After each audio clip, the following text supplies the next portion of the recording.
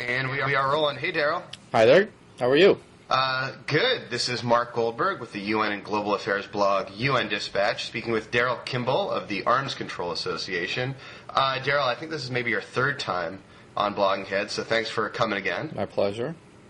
I was thinking that these must be sort of times that the Arms Control Association, and you in particular, probably flying pretty high. We have a successful conclusion of the Nuclear Security Summit. We have the START Treaty. We have the Nuclear Posture Review. How's the mood in your office? Well, this has been an extremely busy time. One of the most, I think, productive periods in over a decade in the field of nuclear arms control, nonproliferation, and disarmament. And it's about to get busier with the start of the Nuclear Nonproliferation Treaty Review Conference in May of this year. Yeah, and that is what we'll focus, I think most of what we'll talk about today is, try to use this conversation as a way to introduce an audience to sort of the nuclear, the review conference coming up next Monday at the UN, and sort of talk about what we can expect to see, what we won't expect to see, what some outcomes might be. I guess with that, so we're recording this around 10 a.m. on Friday. As we are speaking, the U.S. Ambassador to the UN, Susan Rice, Ellen Tauscher, the Undersecretary of State for Arms Control, and Ambassador Susan Burke, who's sort of doing the day-to-day negotiating of the NPT review treaty, are having a press conference in New York, sort of outlining sort of what the U.S. expects and wants to see. Now, I guess I'd be curious to hear from you, sort of from an Obama administration perspective, what would be a successful outcome to this process, to this treaty? Well, I think for the Obama administration, the review conference is an opportunity to build support for the treaty itself and to try to expand support for particular initiatives in each of the three main areas of the treaty that help update it and strengthen it. This is a 40-year-old treaty. It's been extremely successful, but times change and the international security environment changes, the proliferation challenges evolve, and there is a need to update the nuclear safeguards system that the IAEA, the International Atomic Energy Agency, executes. There's a need to try to guard against potential withdrawals from the Nonproliferation Treaty, like North Korea announced in 2003. There is a need to reach agreement on the immediate next steps on reducing nuclear weapons arsenals, on advancing the nuclear disarmament objective of the Nonproliferation Treaty. And there's also a need to resolve or make progress on certain regional security issues, in particular building support for some tangible, practical steps towards the realization of nuclear weapons-free zones, and the idea of a nuclear weapons-free zone in the Middle East is going to be a big issue at this conference. So I think for President Obama, Secretary of State Clinton, they're going to look to put forward an action plan in each of these three areas, or several areas, and also to build support around that agenda. They're also going to be very watchful for Iran's attempts to wreck progress at the conference and to block agreement on these practical steps.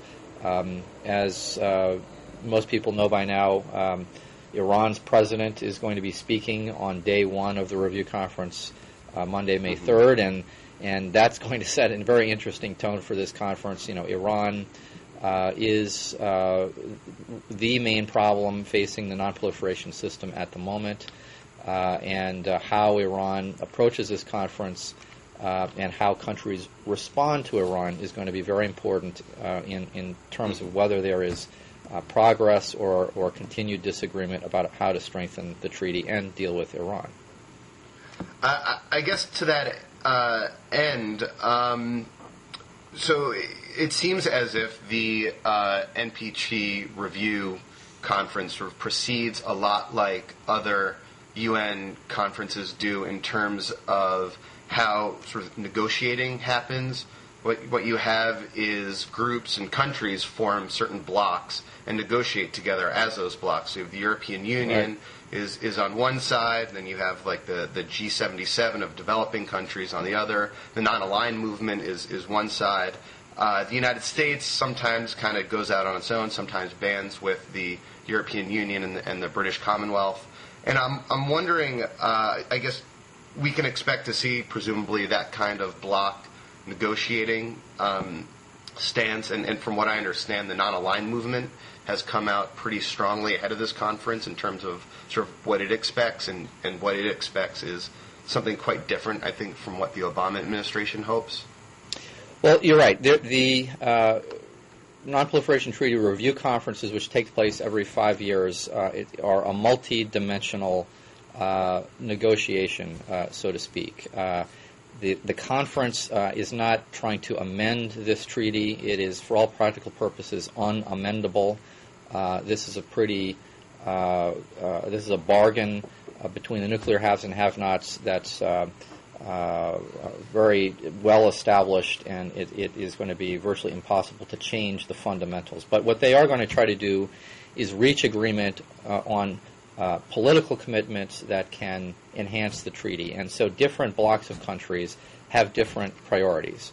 Now, I think that the non-aligned countries, which constitute the majority of the non-nuclear weapons states at this conference, are going to be pressing basically for three things, not all of which are opposite the United States position.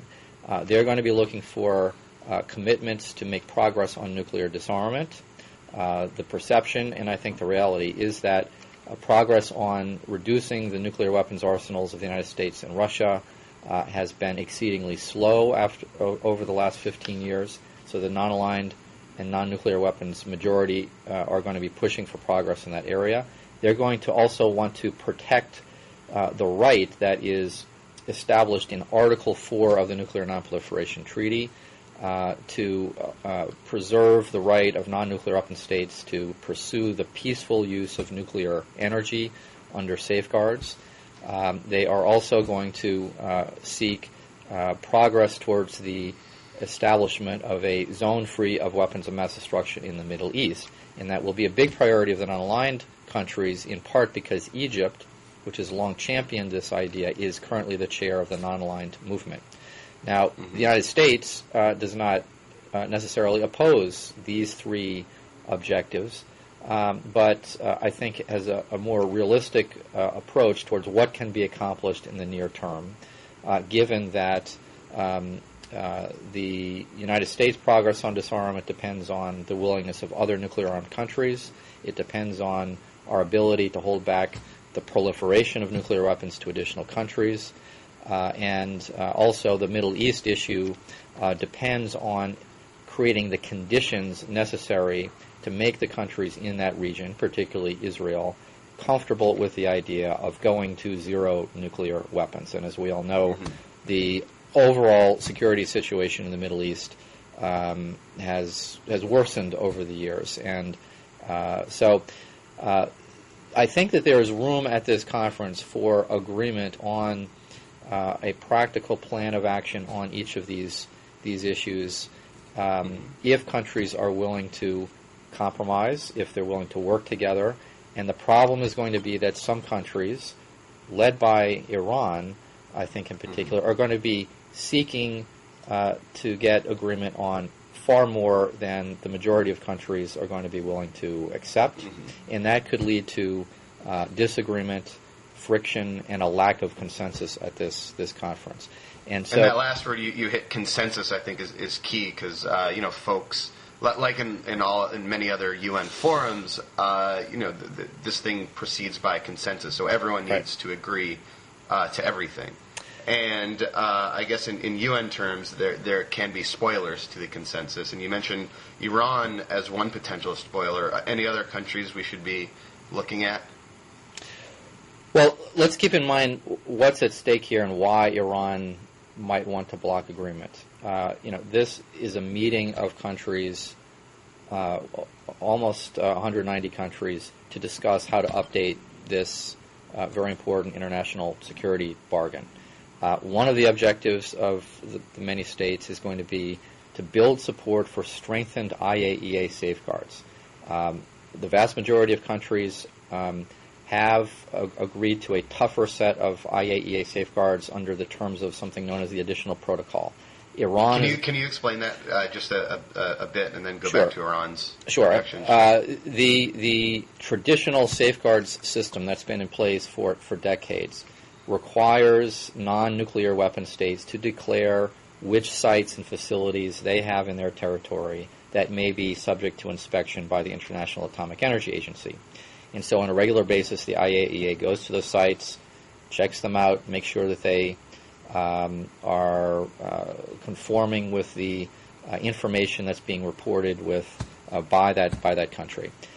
But in 1990, when it was discovered that Iraq was pursuing a secret nuclear weapons program, the states realized that they needed to find a way to enhance the IAEA's inspection authority. And so they developed in 1997 something known as the Additional Protocol, which is a voluntary additional verification agreement with the agency that allows the agency greater access to undeclared facilities, and it gives them more information about the nuclear activity of a particular country. And so this is exceedingly important to help guard against secret nuclear activities of the likes that we've seen in Iran over the past several years. So Iran in particular right now is not interested in accepting safeguards under the terms of the Additional Protocol. The vast majority of other countries understand that this is going to be very important to establish as an international standard, the gold standard for inspections in the future, if we are going to be able to guard against future Irans, future incidents of illicit, secret uranium enrichment facility construction, for instance. So Iran is going to, on the one hand, want to avoid making itself the focus of the conference. They want to avoid being named and called out as a violator of IAEA safeguards, as a state that's not playing by the rules of the Nonproliferation Treaty. And at the same time, it's going to want to work behind the scenes with non-aligned countries to try to block consensus on new commitments to make things like the Additional Protocol the gold standard for the international community and the nonproliferation system.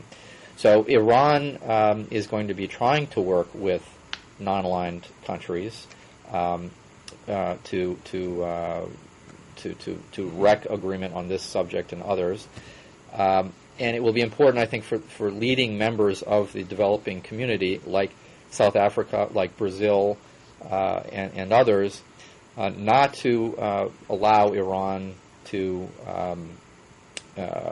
use them in Iran's strategy to block consensus on some common sense steps that would strengthen the Nonproliferation Treaty in the future. So this is a bit about of what Secretary Clinton was talking about this week, warning Iran's president not to try to come to the conference to wreck prospects for agreement on common sense steps to strengthen the treaty. And also it seems lurking in the background is the prospect of sanctions, which Iran wouldn't take, I guess, too kindly to. Do you? I guess, do you see the sanctions debate as also, interfering? I guess I don't know if that's the right word, with the NPT review conference. I mean, the two are sort of totally separate, but obviously on, towards similar ends.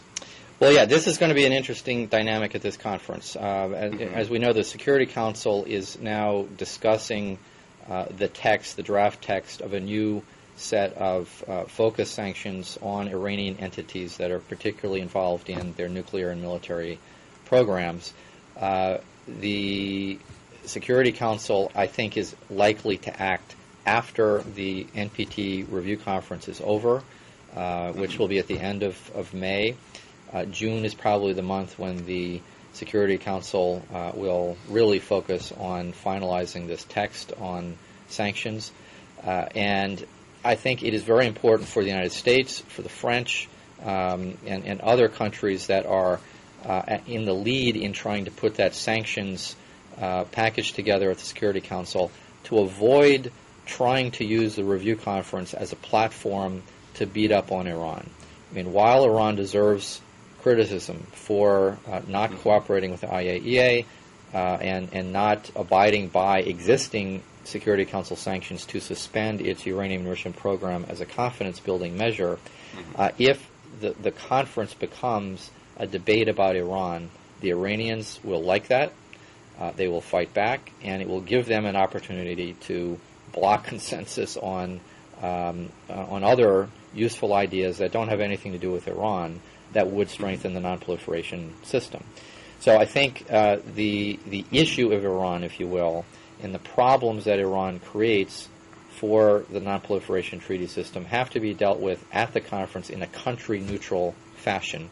And the United States and other countries will then, after this conference, turn their attention to the Security Council and the task of convincing countries on the Council to support a serious set of sanctions relating to Iran.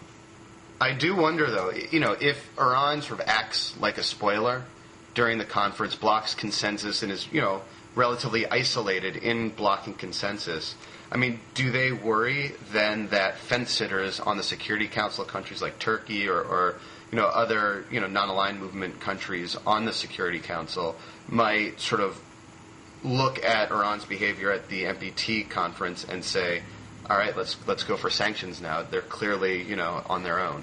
They're clearly isolated. So, for example, if Iran is one of the few countries that blocks consensus, an argument can be made that they're isolated internationally, which could perhaps give the Security Council more, political impetus to go forward with sanctions. Well, I think you're exactly right. I think the Iranians have to be worried about that potential outcome. I mean, they have to be careful that they don't come in to this conference so strong and so clearly seeking to block reasonable ideas that the vast majority of other countries support, that it leads to a backlash either at the conference or at the Security Council level when they debate sanctions. So Iran has a difficult diplomatic task also, and they could easily misplay it.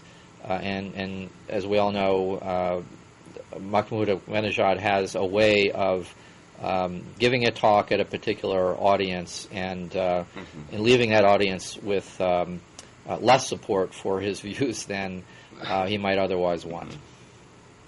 While we're sort of talking about sort of worst case scenarios, I guess what is sort of for the Arms Control Association, what is sort of your nightmare scenario happening at this conference? What would be sort of the worst outcome?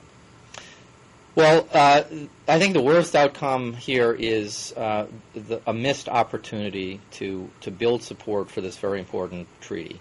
If you study the proposals that have been put forward by the dozens of countries that are really the serious players, you see that there really is a lot of support for about 6 basic sets of ideas. And I think it's important that this conference, which takes place just once every 5 years, builds support for those ideas so that after this conference there is momentum to make tangible progress in each of those areas. And so I mentioned this earlier, we need to strengthen safeguards. Not all countries in the world abide by the additional protocol to the traditional IAEA safeguard system. So there needs to be, I think, acknowledgement that universal support for the additional protocol is needed, and that is the gold standard for safeguards in the future. Second, the conference needs to recognize that while states have rights under the NPT to pursue peaceful nuclear uses, they have responsibilities. They have responsibilities to meet their safeguards obligations, and they have, I think, a responsibility and an interest in refraining from the pursuit of or the sale of the technologies that can be used to make nuclear weapons material. Uranium enrichment and plutonium separation, otherwise known as reprocessing. The third area that's very important is to build support for measures that guard against treaty withdrawal. Currently, the treaty allows any state to withdraw from the treaty if they can cite some vague national security reason. In 2003, the North Koreans announced that they were withdrawing from the NPT. They did so without any serious penalty from the international community as a whole. Of course, since then there have been UN Security Council sanctions as a result of their missile testing and nuclear testing. But the treaty withdrawal did not lead to an automatic action or a penalty. This conference can and should state that in the event of a future withdrawal by another country, such as Iran, there would be immediately afterwards an emergency session of all of the Nonproliferation Treaty members to examine a common response and to agree on a common response to that treaty withdrawal. And in addition, the conference should make it clear that if a country withdraws from the treaty, they will remain legally responsible for their commitments made under the treaty, even if they withdraw, and they may not use, at least on a legal basis, the materials and equipment they acquired under peaceful auspices for military purposes. So those kinds of steps are not silver bullets, if you will. They're not going to solve the problem of treaty withdrawal, but they can help deter a state from withdrawing because it may lead them to believe that the price of withdrawal is greater. And then there are two other important areas where I think we can achieve agreement at this conference. President Obama, as we all know, with his Prague speech in 2009, has laid out a much more ambitious plan for U.S. leadership on nuclear disarmament and an end to nuclear testing by U.S. ratification of the Comprehensive Nuclear Test Ban Treaty. It is possible at this conference to reach agreement on next steps on nuclear disarmament that would advance all of the world's countries towards the goal, as outlined in Article 6 of the treaty, of the total elimination of nuclear weapons. So I think it's possible for the conference to agree on steps such as further reductions in U.S. Russian nuclear arsenals involving all types of warheads, a dialogue among all the nuclear weapon states about the next steps on nuclear disarmament, supporting the entry into force of the Comprehensive Test Ban Treaty within the very near future, the removal of tactical nuclear weapons from forward deployment. For instance, the United States still deploys about 200 nuclear weapons in 5 European NATO countries. So I think it's possible to come up with a disarmament action plan that's practical and forward-looking. And then finally, I think this conference has a need and an opportunity to address one of the recent setbacks to the nonproliferation system, which was the U.S.-India nuclear cooperation deal, which was initiated by the George W. Bush administration in 2005. Essentially what's happened is that India has been granted the right and access to civil nuclear trade with the major nuclear supplier countries like the U.S. and Russia and the U.K. and France, even though India is not a member of the NPT. It does not allow for comprehensive nuclear safeguards. It has not signed the Comprehensive Test Ban Treaty, and it continues to produce fissile material for weapons. So in other words, India has been granted the rights and privileges of civil nuclear trade, even though it has not it's not meeting the responsibilities expected of other nuclear-armed countries. So forgive me though, but is the Obama administration also? They are also supportive of this agreement, correct? Or has policy changed at all? Well, since the administration. Well, let me come back to that in just a sec. But I mean, what this has done is this has deeply angered many of the non-nuclear weapon states who are meeting their commitments, and they've gone many years as members in good standing of this treaty, and then now all of a sudden, for commercial interests, for strategic ties, the U.S. and the U.K. and France have pursued this special deal. So at the very least, what I think the conference and those nuclear supplier states need to say is, if India or any other country conducts a nuclear test explosion, there shall be no civil nuclear trade with that country. And they should also make clear that there will be no other special exemptions for other countries outside of the NPT that allow for civil nuclear trade. And that would specifically address the Pakistan and Israeli issue. Those two countries are now knocking at the door looking for a similar nuclear cooperation deal. Now, as you asked, I mean, the Obama administration inherited this arrangement from the Bush administration. This exemption for India was formally agreed to just a couple of months before Obama was elected in the fall of 2008. The Obama administration has decided, apparently, that they're not going to upset U.S.-Indian relations and rip up this deal. They're going to go ahead and implement it. But in my view, it is very important for the administration to try to mitigate the worst effects of the U.S.-India nuclear cooperation deal. And one of the best things they can do is to make it clear that if any country conducts a nuclear test explosion, including India, the United States and other nuclear supplier states will terminate nuclear trade. And that can be an important disincentive for India, and that also would reinforce the global norm against the global taboo against nuclear weapons testing. So I think there can be agreement in all of these areas at this conference, but it's going to be important to manage the Iranian situation and also to manage this question of how to make progress on a Middle East zone free of weapons of mass destruction. And so, the conference starts on Monday. It goes for most of the month of May. Is this probably going to be one of those things that goes until the 11th hour? Right? I believe it's meant to conclude on May 28th. On sort of, midnight on May 27th, will we sort of maybe find out the outcome, or might we know a bit earlier?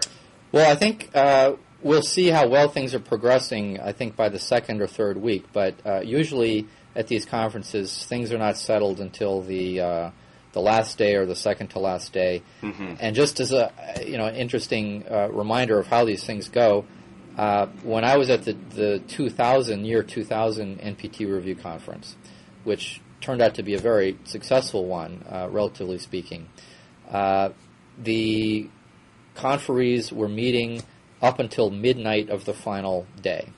And they had agreement on a broad range of steps to strengthen the treaty, except for one item, which was how to characterize the ongoing dispute at that time about Iraq's suspected nuclear program and the UN inspectors that were dealing with Iraq's program at the time. And so what they did is they stopped the clock.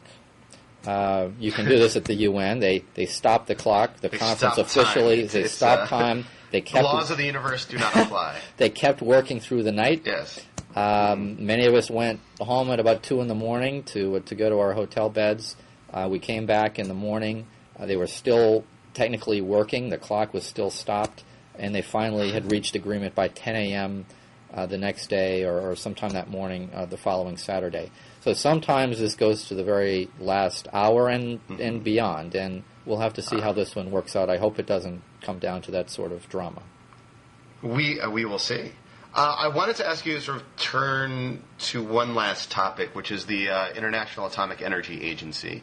I've noticed in the Nuclear Posture Review and at the Nuclear Security Summit that the Obama administration seems to be placing a lot more emphasis on this body based in Geneva. And, to me that stands in stark contrast to the previous administration, which had something of a difficult relationship with the IAEA, in particular the former Director General, Mohammed El-Baradei. Right. I guess I'm sort of curious to, get your impressions on how this sort of new US-IAEA relationship is evolving. I know one important way it's evolving is in funding. The IAEA has a pretty low, small budget, something like $420 million a year, and the U.S. has, I believe, doubled that recently. So I'm just sort of curious to get your impressions about that new relationship. Well, I think the U.S. relationship with the IAEA has always been somewhat difficult, but it's also somewhat good. It has gone back and forth. The Bush administration was supportive of the IAEA in terms of its role in investigating the Iraqi program in the 2002-2003 period until the invasion. It was very supportive of the IAEA investigation of the Iranian nuclear program until the Bush administration believed that the IAEA was not investigating Iran aggressively enough and was not agreeing in its assessments with the U.S. intelligence assessments of Iran's program. The agency has a very important role to play in being an objective arbiter of the facts and the truth, and it cannot appear to be or to be the tool of one or another government's particular foreign policy objectives. I think the Obama administration understands this, I think, a bit better than the Bush administration. They also understand that the agency has enormous responsibilities and, as you said, a relatively small budget. And as the global interest in nuclear power expands, the stresses and strains on the agency's resources are going to become even greater. And I saw a statistic that the IAEA safeguards budget is not more than the police department of the city where IAEA is located. The Vienna police has a larger budget than the budget accorded to the IAEA to do all their safeguards work. Right. So the IAEA is the world's eyes and ears, for better or worse, and we've got to make sure that it has modern tools and equipment, and it doesn't have all the modern tools and equipment it needs. It needs to have more inspectors and well-trained inspectors. You just can't hire these people off the street. It takes time to train a good cadre of people who understand not just the science, but also the diplomacy involved in going into a site and getting the right kind of information out of the inspected country. So the IAEA is very important. The new Director General, Yuki Amano. Yeah, I was going to ask you what are your impressions? This could be the last question because I know you have to go. What are your impressions of the new Director General, Amano? From Japan. The previous Inspector General, was kind of a worldwide figure, won the Nobel Prize. How do you think Amano is shaping up? Well, I think Amano is extremely capable. He knows these issues. He's been working in Vienna for many years as a Japanese diplomat. I think he's got a lot of integrity. I think that he is going to be trying to repair the rift that has emerged over the past few years between the Western countries and some of the developing countries over the issue of peaceful nuclear uses and strengthening the safeguards system. There's some repair work to be done from the years of debate over the Iraqi and then the Iranian program and other issues. So I think Amano is the right man for the job, but he can't do all this alone. I mean, the NPT can't work all by itself. A treaty does not solve the world's problems. It is a tool for world leaders to help address key problems and to advance progress. And so, the administration, the Obama administration, I think, is going into this conference in a very good position with a very responsible approach on meeting the United States commitments to reduce the number and role of nuclear weapons. But we need the support of other countries over the next few weeks and months and years to strengthen other aspects of the nonproliferation system, like safeguards on disarmament, making sure that treaty withdrawal comes with consequences, and to make sure that when countries do not comply with the rules, that there are consequences for those actions. So this conference is not the be-all and end-all for U.S. and global efforts on nonproliferation. It is one opportunity to create a better system and to make progress. And for all of our sake, I hope that they do make progress by the end of this month. All right. Well, Daryl Kimball, thank you so much. I learned a lot, and I hope viewers, you guys did too, as I'm sure you did. Well, thank you. Thank you, Mark. Take care.